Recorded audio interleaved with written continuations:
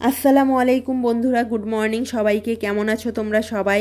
আশা করি তোমরা সবাই অনেক ভালো আছো। আলহামদুলিল্লাহ, আল্লাহর রহমতে আমিও অনেক ভালো আছি। তো বন্ধুরা, চলে এলাম আরও একটা নতুন ভিডিও নিয়ে। আর আজকের ভিডিওটাও আমি সকাল থেকেই শুরু করছি। তো সকালে উঠে ব্রাশ হাতে নিয়েই চলে এলাম ভিডিও করতে। আর আমার হাজব্যান্ড দেখো ব্রাশ করতে করতে ওইদিকে পাখিকে খাবার দিয়ে দিল, পানি পাল্টে দিল। আর এদিকে দেখো কালকে এনেছিল এই যে শাক বাজার থেকে, এগুলো কিন্তু পাখির জন্যই এনেছিল। এগুলো হচ্ছে কর্মূল শাক, আর আমরা তো মাঝে মাঝেই এই শাকটা দিয়ে থাকি।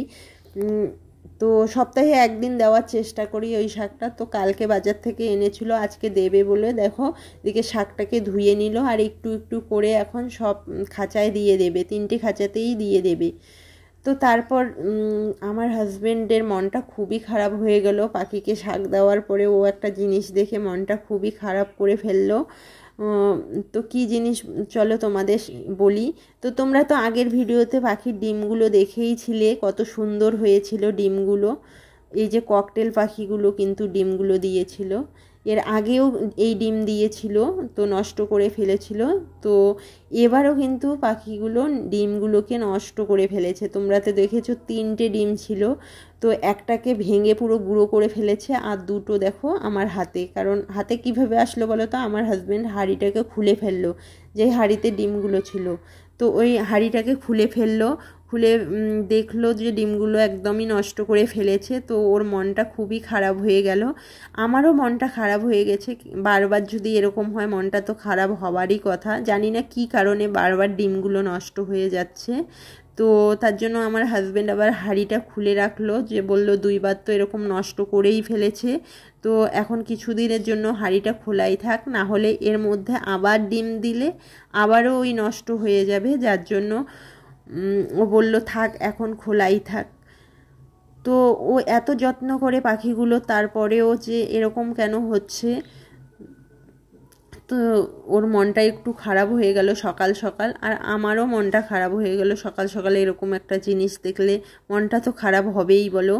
তো যাই হোক, তারপর আমরা কিন্তু মুখ ধুয়ে সোজা ঘরে এসে সকালে চা নাস্তাটা খেয়ে নিয়েছি। তারপর তো তোমরা দেখতেই পেলে আমি বাবুকে বই পড়াচ্ছিলাম। আর আমি কিন্তু ওকে বই পড়ানোটা একদমই মিস করি না, এটা তো তোমাদের বলেই থাকি। আমার মনে হয় বাচ্চাদের একটু সময়ের জন্য হলেও প্রতিদিন 2 বেলা বই নিয়ে বসানো দরকার, কারণ তাতে বাচ্চার অভ্যেসটা ভালো থাকে। আর আমি কিন্তু তাই করি। তো তারপর দেখো এদিকে হাজব্যান্ড কাজে যাবে, তার আগে কাজের সাইডে মাল নিয়ে যেতে হবে, যার জন্য ও টোটোয় করে মাল পাঠিয়ে দিল। তারপর ও কাজে চলে গিয়েছিল, আর আমি সোজা চলে এসেছি রান্নাঘরে। এদিকে ভাত বসিয়ে দিয়েছি, আর এদিকে শাক বেছে নিচ্ছিলাম। আজকে মূলো শাক রান্না করব। এই মূলো শাকটা কিন্তু আমার হাজব্যান্ড বাজার থেকেই এনেছিল, কালকে বাজার করেছে, বাজারগুলোও গুছিয়ে রাখা হয়নি। আর এইদিকে আমি বাজারগুলোও গুছিয়ে নিলাম। তো আমার রান্না কিন্তু কমপ্লিট হয়ে গেছে। আর তারপর দেখো আমার ছেলেকে কি করছে, ওর চাপা, মানে এই ছাগলটার নাম ও রেখেছে চাপা, যাই হোক। তো ও রোদ্রে পড়ে আছে, তার জন্য ও রোদ থেকে ছায়ায় নিয়ে আসলো। আর তারপর একটা পিকক এসেছিলো আমাদের বাড়িতে, ও পিককটার সঙ্গে খেলছে। তো তোমরা ভাবছো না এই পিককটা হঠাৎ করে কোথা থেকে আসলো? তো হঠাৎ করে নাই, এই পিককটা মাঝে মাঝেই আমাদের বাড়ি আসে। তো এই পিককটা কিন্তু আমাদের পাড়ায় থাকে, দুটো রয়েছে এরকম, একটা মেল একটা ফিমেল, আমাদের পাড়ায় থাকে। আগে তো আমাদের বাড়িতে সব সময় আসতো, এখন একটু কম আসে, কারণ কিছুদিন আগে এই পিককটা না বাবুকে কামড় দিয়েছিল হাতের মধ্যে, তখন থেকে আসলে পরে আমরা তাড়িয়ে দেই, তো ওর জন্য এখন কম আসে। তো আজকে অনেক দিন পরেই আসলো। তো আগে কিন্তু আমাদের ছাদে সব সময় থাকতো, এখন আর বেশি থাকে না, যেহেতু আমরা তাড়িয়ে দেই। তো তারপর দেখো আজকে অনেক দিন পর আসলো, আর বাবু একে পেয়ে খুবই খুশি হয়ে গেছে, ওকে ঘর থেকে বিস্কুট এনে দিচ্ছিল। তো এরকম করে অনেকক্ষণ খেলার পরে আমি বাবুকে নিয়ে এসেছি, আর পিককটাকেও তাড়িয়ে দিয়েছি, চলে গেছে। তো এদিকে আমি গোসল করে নিয়েছি, বাবুকেও গোসল করিয়ে দিয়েছি, আর বাবুকে খাইয়েও দিয়েছি। আর এখন আমি নিজেও একটু খেয়ে নেব। তো তোমরা তো দেখলেই আজকে কি রান্না করেছি। আজকে হচ্ছে মূলো শাক রান্না করেছি, এই যে মূলো শাক, আর এখানে রয়েছে টমেটোর ভর্তা, টমেটোর ভর্তা। আর আর একটা কিসের ভর্তা বলো তো, এটা খুবই একটা মজার খাবার। তো তোমরা অনেকেই চেনো, অনেকেই চেনো না হয়তো, এটা হচ্ছে শিদলের ভর্তা। তো শীতল তোমরা কে কে খেয়েছো অবশ্যই কমেন্টে জানিও। তো এই শীতলটা কিন্তু আমরা বানাইনি, পাশের বাড়িতে বানিয়েছে, তো আমাদেরও একটু দিয়েছে।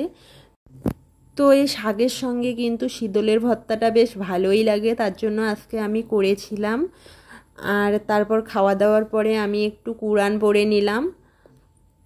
তো আমি পাশের ঘরে পড়ছিলাম আর বাবুকে ঘরে টিভি চালু করে দিয়ে গেছি, ও টিভিতে কার্টুন দেখছিল। আমি ভেবেছিলাম ও কার্টুন দেখতে দেখতে ঘুমিয়েই পড়বে, ও তো এভাবেই ঘুমোয়, কার্টুন দেখতে দেখতে ঘুমিয়ে পড়ে। কিন্তু দেখো আজকে ছেলে কত চালাক হয়ে গেছে, যেহেতু ও কার্টুন দেখতে দেখতে ঘুমিয়ে পড়ে তাই ও আজকে বসে বসে কার্টুন দেখছিল। আর আমাকে বলছিল আমি তো জানি আমি ঘুমিয়ে পড়ি, যার জন্য আমি বসে বসে কার্টুন দেখছি। তো কতটা দুষ্টু হয়ে গেছে দেখো ছেলে আমার। তো যাই হোক, এখন আমি ওকে ঘুম পাড়িয়ে দিয়ে দুটো শর্ট ভিডিও করে নেব।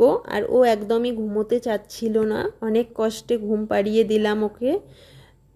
তারপর আমি কয়টা শর্ট ভিডিও করে নিয়েছি। তো বন্ধুরা এখন কিন্তু সন্ধ্যা হয়ে গেছে আর বাবু দেখো এখনও উঠেনি। তো যেহেতু দেরি হয়ে গেলো ঘুমোতে তাই এখনও উঠেনি, সন্ধ্যা সন্ধ্যা হয়ে গেছে এখন। তো আমার দাদি শাশুড়ি মাকে এখন আমি একটু চা করে দেব আর আমিও চা খাবো। তো এইদিকে চা বসিয়ে দিয়েছি। আর চিনিগুলোতে দেখো কীরকম পিঁপড়ে ধরেছে, যেখানেই রাখি এই চিনিগুলো সেখানেই পিঁপড়ে ধরে, জানি না কেন। তো যাই হোক, এদিকে আমার চাটাও হয়ে গেল, এখন আমি আমার দাদি শাশুড়ি মাকে চাটা দিয়ে আসব। আর এখানে আমি দুধও বসিয়ে দিয়েছি। তো বন্ধুরা ভিডিওটা আমি এখানেই শেষ করছি। ভিডিওটা তোমাদের কেমন লাগলো অবশ্যই জানিও। আর যদি কোথাও ভালো লেগে থাকে লাইক করে দিয়ে চ্যানেলটাকে অবশ্যই সাবস্ক্রাইব করে দিও। আর যারা আমার চ্যানেলটাকে সাবস্ক্রাইব করে রেখেছো তাদেরকে অসংখ্য ধন্যবাদ। আমার পাশে থেকো, আমাকে সাপোর্ট করো। দেখা হবে একটা নতুন ভিডিওর সঙ্গে, ততক্ষণ তোমরা ভালো থেকো, সুস্থ থেকো। আল্লাহ হাফেজ।